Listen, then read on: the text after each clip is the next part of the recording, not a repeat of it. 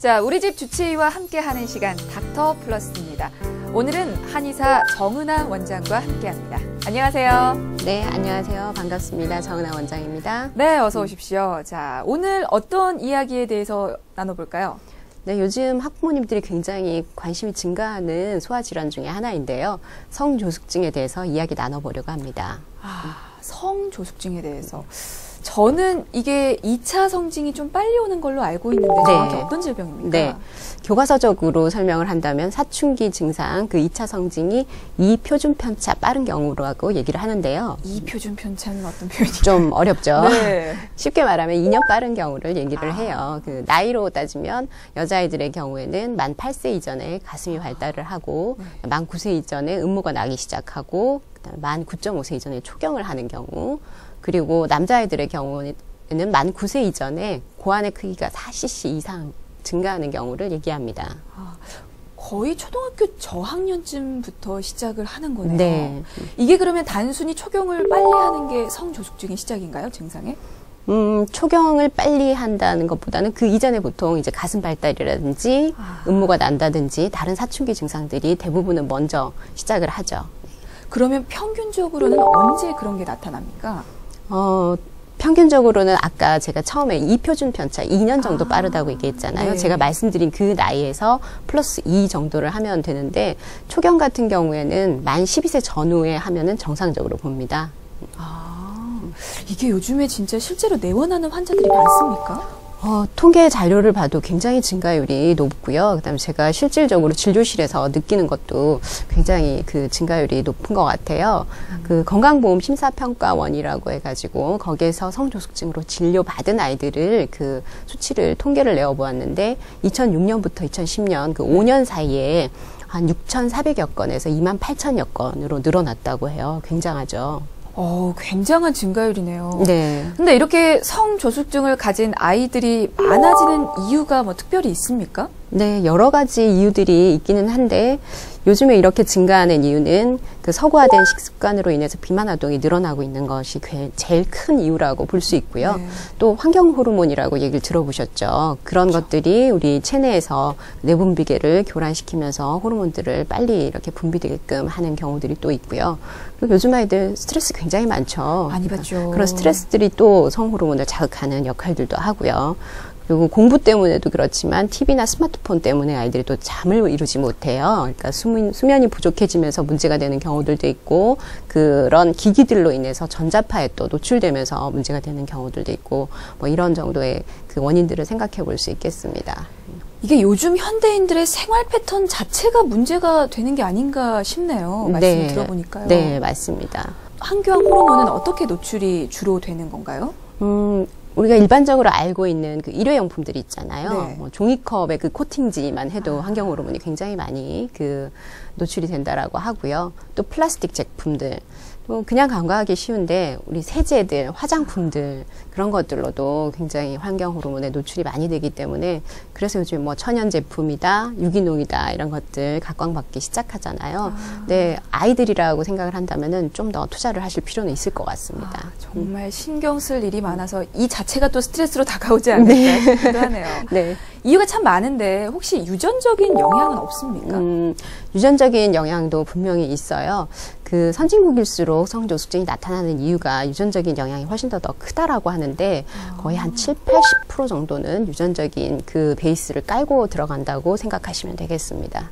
그렇게나 높나요? 네. 유전적인 영향이? 남녀 비율은 어떤가요? 2010년도에 그 건강보험심사평가원의 그 통계 자료에 의하면 남자 아이 대 여자 아이의 비율이 1대 12.3. 여자아이가 더 많이 들어가는 거예요? 거의 한 95% 가까이가 여자아이라고 생각하시면 됩니다. 이유를 좀 여쭤볼 수 있을까요? 원래 사춘기는 여자아이들이 1, 2년 정도 남자아이들보다 빠른 게 정상이긴 한데요. 그렇죠. 그 환경 호르몬이라든지 그다음에 호르몬 자체가 또 우리 몸에서 변화를 일으킬 때 여자아이들의 몸이 훨씬 더 빨리 반응을 한다고 합니다. 그러니까 그런 어떤 그 현대인들의 생활 패턴은 남녀 차이가 별로 없잖아요. 네. 근데 여자아이들에게서 더 많이 성조숙증이 발병한다고 하니까 좀 의외이긴 하네요. 네, 딸들을 좀 더 조심해서 키워야 하는 그런 상황들이죠. 네. 알겠습니다. 혹시 아이가 이 성조숙증이 의심이 돼서 내원을 하게 되면 어떤 검사를 일단 받습니까? 저희가 한방적으로 볼 때 그 환자를 진료를 할 때 사진 합참이라고 하는 말을 해요. 어렵네요. 굉장히 어렵죠. 네. 사진, 4가지 진찰, 그 다음에 네. 합참이라는 건 함께 참고한다라는 거예요. 그 4가지 진찰법을 다 네. 참고를 해서 정확한 진단을 해서 치료를 하게 되는 경우들인데, 그 사진이라는 거는 망, 문, 문절 이렇게 얘기를 해요. 이거 역시 또 어렵죠. 네. 그러니까 망은 망진이라고 해가지고 바라보는 거, 시진이라고도 얘기를 합니다. 네. 그리고 들을 문, 물을 문 이렇게 해서 듣고 물어보고, 그 다음에 절이라고 하는 건 촉진하고 만져보는 것들이에요.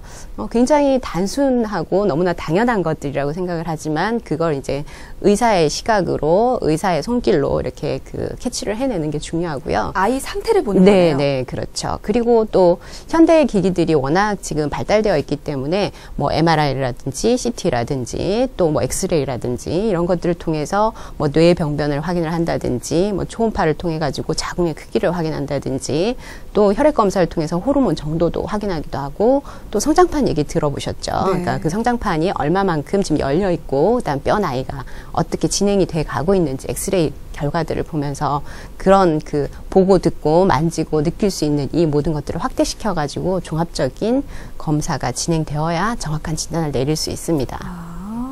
이게 전반적으로 뭐 상태도 보시고 뭐 네. CT 기기도 이용하면서 네. 종합적인 판단을 내리시는 거군요. 네, 네. 혹시 성조숙증이 있는 아이의 경우에는 이게 어떤 질병과도 연관이 좀 있습니까? 네, 그 지금까지 아까 그 유전적인 원인에 대해서 네. 제가 말씀드렸고 또 환경적인 그런 원인들에 대해서 말씀을 드렸지만, 그런 경우에는 대부분 큰 질환이 없이 그냥 사춘기가 빨라지는 경우고요. 그 이외에 기질적인 문제가 있는 경우, 질환이 있어서 성조숙증이 발생하는 네. 기질성 성조숙증이라고 하는 경우들이 있어요. 그건 대부분 이제 대뇌에 병변이 있는 경우, 뇌질환이 있는 경우죠. 굉장히 그건 심각한 경우고요. 그 이외에 난소나 고환들의 종양이 있다라든지 네, 부신 피질에 또 종양이 있거나 과형성이 되어 있는 경우에도 성조숙증이 나타날 수 있습니다. 그래서 검사하실 때 그렇게 꼼꼼히 체크를 하시나요? 네, 필요한 경우에는 대부분은 그런 기질성인 경우가 아니긴 하지만 그래도 배제할 수 없는 경우들이 있을 때는 분명히 그 정밀한 검사가 필요하다고 할 수 있습니다. 혹시 이 성조숙증을 가졌던 아이가 네. 모른 채 그냥 성장을 했다면 네. 혹시 어떤 특정 질환에 걸릴 확률이 높기도 합니까? 좀 확률이 높은 부분들이 지금 보고된 부분들이 있는데요.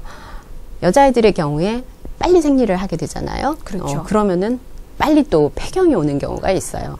요즘 그 불임 굉장히 늘어나고 있잖아요. 그런 상황에서 이렇게 조기 폐경이 온다면 굉장히 불행한 경우들이 생길 수 있고요. 그럼요. 또 난소나 고환이나 유방같이 그 성호르몬의 자극을 계속 일찍부터 받아왔기 때문에 그 암이나 종양의 위험도가 훨씬 더 높아진다고 합니다. 성인이 돼서까지 영향을 또 미칠 수가 네. 있군요. 무엇보다 빨리 치료를 받는 게 중요할 것 같아요. 네.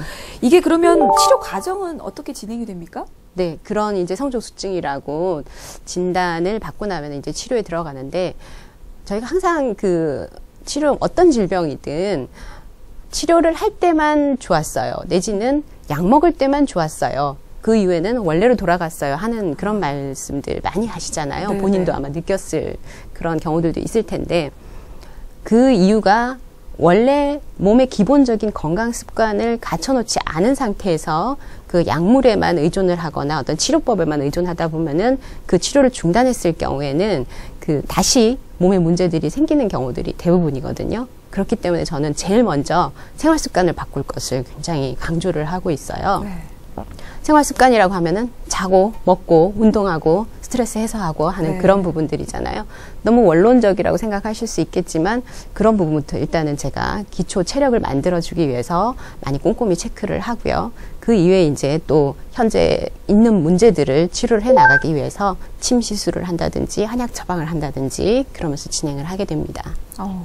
근데 사실 이게 보통 성장기에 한약을 먹게 되면 네. 입맛이 좋아져서 좀 네. 살이 찐다라는 그런 오해인지 사실인지는 모르겠지만 그런 생각들을 좀 하고 계시거든요. 어떻습니까? 네. 어머님들한테 가장 많이 받는 질문 중에 또 하나입니다. 그래요? 그게. 네. 네. 한약을 먹어서 입맛을 좋게 해서 살이 좀 찌게끔 만들어야 치료가 되는 아이, 그래야 건강해지는 아이들한테는 그렇게 처방을 해야 맞는 거고요. 근데 대부분의 그 성조숙증의 아이들은 그 입맛을 조절을 해가지고 식욕을 좀 떨어뜨리고 그다음에 살이 좀 빠지게끔 해줘야 성조숙증이 훨씬 더 좋아지면서 키도 크는 경우들이 있기 때문에 그때는 거기에 맞게끔 처방을 해야 합니다. 그러면 이 성조숙증 치료를 받고 나면 아이들이 어떻게 변화가 일어납니까? 네. 제일 처음은 제가 그 건강 습관을 고치기 위해서 노력한다고 말씀드렸잖아요. 네네. 그것 때문에 어머님들이 우리 아이가 달라졌어요. 보통 그렇게 말씀하시면서 제일 좋아하시는 게 그거고요.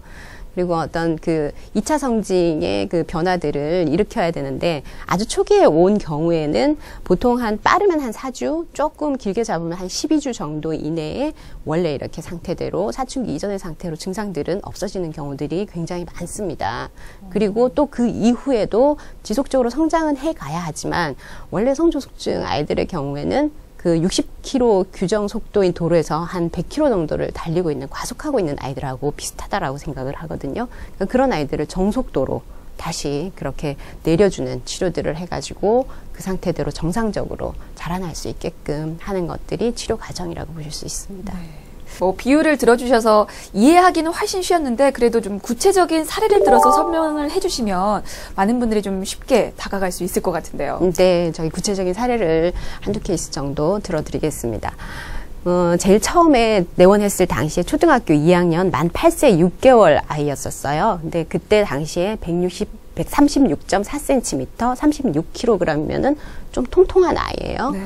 그런 아이가 가슴이 이제 막 멍울이 잡히기 시작했고 음모는 아직 나지 않은 상태였었고요. 네. 그때 뼈 나이는 본인의 나이보다는 만 2세 정도 빨리 가고 있었습니다. 그리고 초경을 예상하기로는 한 1년 반 정도 이후에 초경을 할 것으로 예상을 했었어요. 그렇게 해서 꾸준히 이제 치료를 받았었는데 2년 후에 초등학교 4학년이 되고는 만 10세 6개월이 되었는데 147.7cm로 한 11cm 정도가 자라고 41kg 정도로 해가지고 한 5kg 정도 증가하면서 가슴 발달은 약간 더 있기는 했지만 그래도 성장 속도에, 이전 성장 속도에 비하면 굉장히 좀 천천히 가기 시작했고요. 음모 발달은 이제 솜털이 약간 나기 시작했어요. 근데 이제 결정적으로 뼈 나이가 만 11세 2개월 정도가 되면서 한 약 10개월 후 정도에 초경을 예상하면서 치료를 종료를 했었었는데 그때 초경을 한다라고 하면은 초등학교 5학년 네. 그 정도의 그 초경을 할 수 있기 때문에 정상적인 상황으로 치료가 됐다라고 할 수 있습니다. 이게 치료를 받으면 초경이 좀 늦춰지는 건가요? 네, 당연히 그 호르몬이 그 증가되는 속도, 우리 몸에 영향을 미치는 그 속도 자체가 떨어지기 때문에 초경이 지연이 됩니다. 혹시 이미 그 성조숙증 때문에 네. 초경을 한 친구라면 네. 치료를 받으면 혹시 초경이 멈추기도 합니까? 초경을 하고 한참 지나고 난 이후에 와서는 조금 힘든 부분들이 있고요.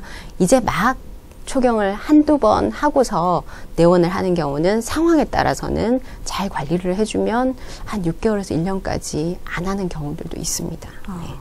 그리고 앞서 말씀해 주신 사례도 비만까지는 아니지만 그래도 네. 살짝 통통한 네, 어린이였다고 말씀을 네. 해주셨잖아요.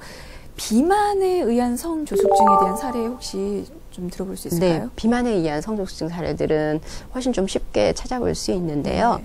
또 제가 기억나는 한 케이스는 처음 내원할 당시에 초등학교 3학년이었고 만 9세 2개월이었었습니다. 그때 134cm, 59kg. 엄청난 고도 네. 비만이죠.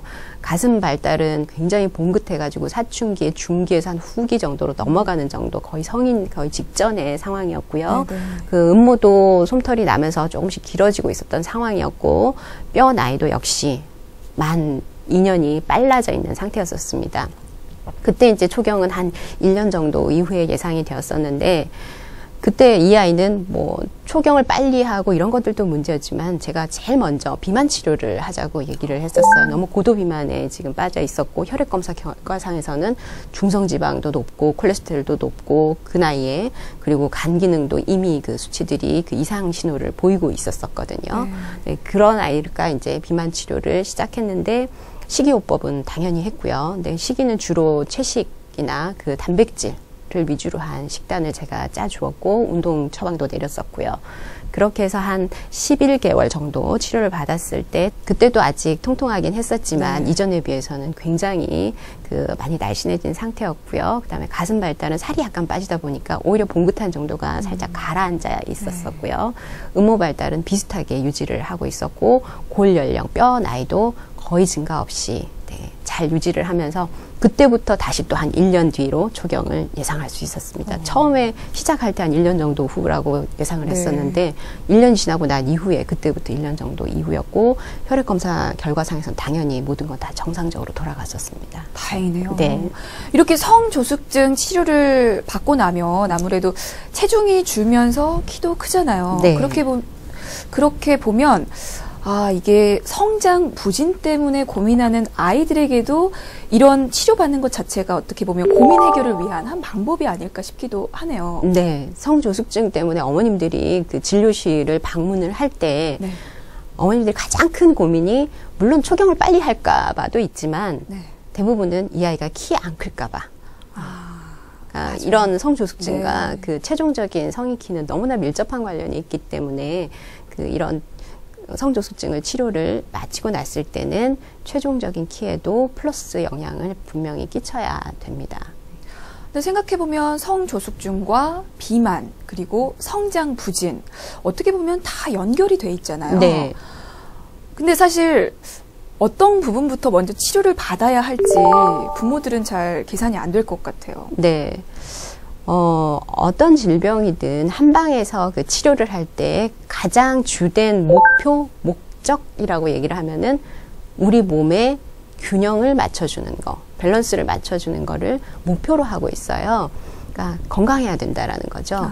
건강한 결과 그 아이가 살이 빠지기도 하고 그 다음에 정상적인 체중으로 돌아가기도 하고 그로 인해서 또 키도 크기도 하고 또 우리 성조숙증이라고 하는 그런 2차 성징들도 천천히 지연이 되기도 하는 결과들을 낳기 때문에 가장 근본적인 그 목표를 위해서만 달려간다면은 특별히 문제될 거는 없다고 봅니다. 알겠습니다. 근데 치료를 잘 받는 것도 중요하지만 일단은 그런 질병에 노출되지 않는 게 또 중요하잖아요. 네. 이 성조숙증을 예방할 수 있는 방법이 물론 있겠죠. 네, 좀 알려주시죠. 네, 당연히 있죠. 모든 질병은 생기기 이전에 예방할 수 있는 의사가 가장 최고의 명이라고 합니다. 네. 그래서 제가 그 예방법들을 알리기 위해서 되게 애를 많이 쓰는데요. 건강하기 위해서 어떻게 해야 될까라고 생각을 하면은 보통 뭐가 생각나세요? 글쎄요. 예방법? 비만을 막는 거. 네, 그것도 굉장히 중요한 법이죠. 제가 아까도 치료를 시작할 때는 아이들한테 제일 크게 강조하는 부분이 건강한 생활 습관을 만들어라 라고 했잖아요. 건강한 생활 습관이 만들어져서 건강하면은 원래 모든 질병은 예방이 되는 겁니다. 일찍 자고, 그 다음에 일찍 일어나고, 그 다음에 제때 먹고, 그리고 적당히 운동하고, 이런 것들이 수십 번, 수백 번 강조해도 정말 지나치지 않은 것 같습니다. 방금 얘기하신 건강한 생활 습관이 성조숙증의 예방법이라면 그렇다면 성조숙증을 가지고 있는 아이들의 경우는 어떤 생활 습관을 갖는 게 좋을까요? 네. 아까 그 부분을 조금 더 구체적으로 제가 설명을 드리면 그 질문에 대한 답이 될 것 같아요. 일찍 잔다라고 하면 도대체 몇 시라고 생각을 하시잖아요. 초등학교 저학년 이하인 아이들의 경우에는 대부분 밤에 9시에서 10시를 넘기지 않고 잘 수 있게끔 하는 것이 좋고요. 그 다음에 좀 고학년으로 넘어가면은 그래도 11시 정도까지 제가 제한을 하고 지킬 수 있도록 하고요. 그리고 잘 먹는다는 게 많이 먹거나 아니면 비싼 음식을 먹는다는 게 아니라 적당한 양을 제때 먹는 게 정말 중요해요. 규칙적으로 먹는 것도 중요하지만 제일 심각하게 생각해야 되는 게 밤에 먹는 야식. 그래서 음식이 우리 몸속에 들어왔을 때 제대로 소화 흡수될 수 있게끔 하기 위해서 밤 7시 반에서 8시 이후에는 금식을 제가 권장을 하고요. 또 음식 종류로는 콜레스테롤 너무 많은 음식들, 기름진 음식들, 너무 달달한 음식들, 살이 잘 찔 수 있는 음식들은 분명히 좀 조심하게끔 합니다. TV나 인터넷, 스마트폰을 아이들이 요즘에 너무 많이 사용을 하는데 그로 인해서 수면 시간이 굉장히 줄어드는 경우들도 많거든요. 그래서 그런 그 사용 시간을 하루에 1시간 이내로 좀 제한을 해주고 대신 적당한 운동들을 낮에 충분히 활동을 해주면 좋겠죠. 네. 참 신경 써야 할 게 많네요. 네. 뭐 수면 습관, 식습관, 또 운동 습관까지. 네. 근데 야식을 주의하라는 건 비만을 막기 위해서라는데 빨리 자는 건 왜 그러시는지. 잠자는 동안에 분비되는 우리 몸속에 호르몬이 있어요. 그러니까 잠자는 동안에 분비되는 호르몬으로 가장 많이 알려져 있는 게 성장 호르몬인데 성장 호르몬이 분비되기 이전에 그 멜라토닌 호르몬이라고 해가지고 우리 몸속의 성 호르몬의 작용을 억제시켜주는 호르몬이 있어요. 그러니까 성조숙증이라는 게 성 호르몬 때문에 문제가 되고 있는데 그 성 호르몬을 억제시켜주는 호르몬이 자는 동안에 분비가 되고 그다음에 성장 호르몬을 분비시키면서 아이가 키가 잘 자라게 하고 한다면은 가장 어머님들이 그 바라는 상황이잖아요. 그렇기 때문에 일찍 자는 건 그만큼 먹는 것보다도 어떻게 보면 더 중요하다고 생각할 수 있습니다. 네, 알겠습니다. 참 오늘 닥터 플러스에서 이 성조숙증에 대한 아주 유용한 정보 많이 들어간 것 같은데 사실 성조숙증이 의심되는 아이를 가진 부모들은 걱정이 많습니다. 네. 근데 이게 그냥 그런 상태를 지켜보면서 무작정 걱정만 하는 건 옳은 일은 아니라는 생각이 들거든요. 끝으로 그런 분들께 좀 한마디 남겨주신다면요. 네. 무작정 걱정만 하시는 분들 정말 많으세요. 진료실을 들어오셔서 성조숙증이라는 진단을 받으시면 어머님들의 한 7, 80%는 눈물을 쏟아내고 나가세요. 네. 그만큼 아이에 대한 이제 걱정들로 많이 힘들어 하시는데 정말 걱정만 할 게 아니라 성조숙증이라는 건 불치병도 난치병도 아닙니다. 우리가 감기가 걸리면은 감기를 낫게 하면 되는 거잖아요. 그렇죠. 성조숙증도 당연히 생활 습관을 개선시키고 교정시키면서 좋은 건강 습관을 가질 수 있는 어떤 좋은 계기가 될 수도 있고요. 또 그에 따른 처방들을 통해서 치료가 분명히 가능하기 때문에 최대한 빨리 오셔서 조기 발견해서 조기 치료가 들어가신다면은 성공적인 결과들을 얻으실 수 있을 거라고 생각합니다. 네, 이 성저숙증의 경우에는요, 여자 어린이의 경우는 만 9세, 그리고 남자 어린이의 경우는 만 10세가 넘으면 이 성조숙증에 대한 건강보험 혜택을 받을 수 없다고 하니까요, 내 아이에게 조금이라도 의심되는 증상이 나타난다면 빨리, 최대한 빨리 병원을 찾아주시는 게 좋겠습니다. 자, 지금까지 한의사 정은아 원장과 함께했습니다. 말씀 감사합니다. 네, 감사합니다.